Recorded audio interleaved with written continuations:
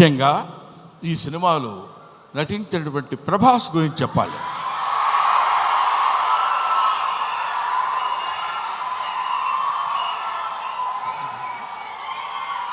ప్రభాస్ అంటే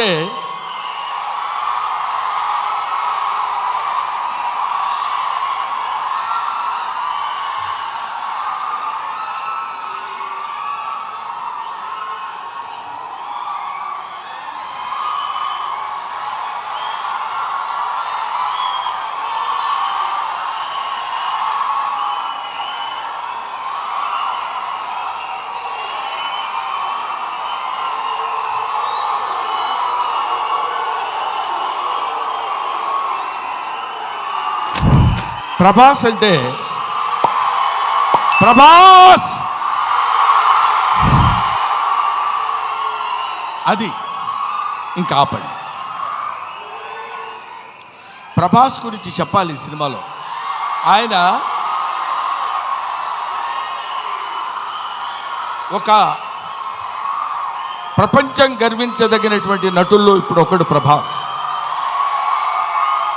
ఈ సినిమాలో ఆయన ఎందుకు అంగీకరించాడంటే, సినిమాలో ఆయన డబ్బు కోసం అంగీకరించలేదు. ఏదో ఈ సినిమాలో ఒక అద్భుతమైన క్యారెక్టర్ చేయాలని ఆయన అంగీకరించలేదు. ప్రభాస్ ఒక మానవతా విలువలు కలిగిన మనిషి, ఒక మంచి మనిషి.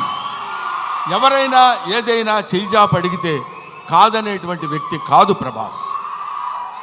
ఎవరైనా అద్భుతమైనటువంటి స్థితిలో ఉండి ఇది నాకు కావాలి అని అడిగినప్పుడు, ముఖ్యంగా ఆ విషయంలో చెప్పాలంటే మోహన్ బాబు గారికి అత్యంత సన్నిహితుడు. మోహన్ బాబు గారు ఎలాంటి వాడంటే, ఓ చిన్న ఆల్కహాల్ లాంటి వాడు, అలవాటైతే వదిలిపెట్టలేం. అలాగే ఎంతో మోహన్ బాబు గారి మత్తులో, మోహన్ బాబు గారి ప్రేమలో మునిగి తేలినటువంటి వ్యక్తి కాబట్టి ప్రభాస్ ఈ సినిమాలో చేశాడు. అరే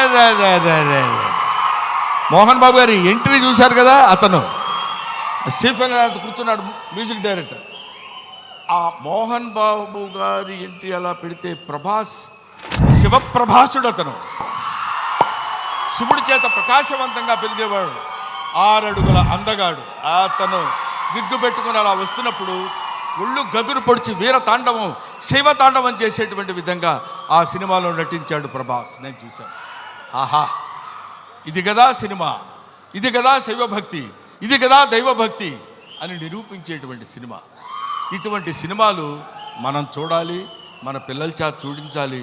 మన భక్తి రసాన్ని భారతదేశంలో పెంపొందించే విధంగా చేయాలని మనస్ఫూర్తిగా కోరుకుంటూ, ఓం నమో పార్వతీపతయే, హర హర మహాదేవ, శంభో శంకర. హర హర మహాదేవ, శంభో శంకర. అందరి స్పీచ్లు అయ్యేంత వరకు బ్రహ్మానందం గారు ఇక్కడే ఉండవలసిందిగా రిక్వెస్ట్ చేస్తూ, మేము ఈరోజు ఈ సినిమాకి ఇంత మంచి పేరు వస్తుంది, అందరూ చూడడానికి రెడీగా ఉన్నారు అంటే దాని వెనకాల వర్క్ చేసిన ఎంతోమంది టెక్నీషియన్స్ ఉన్నారు. అందులో ఎడిటర్ యాంథనీ గొన్సాల్వెస్ గారు. Sir, a very hearty welcome to you and congratulations. Sir, there are so many stars in the film. Was it very difficult to edit it, because which one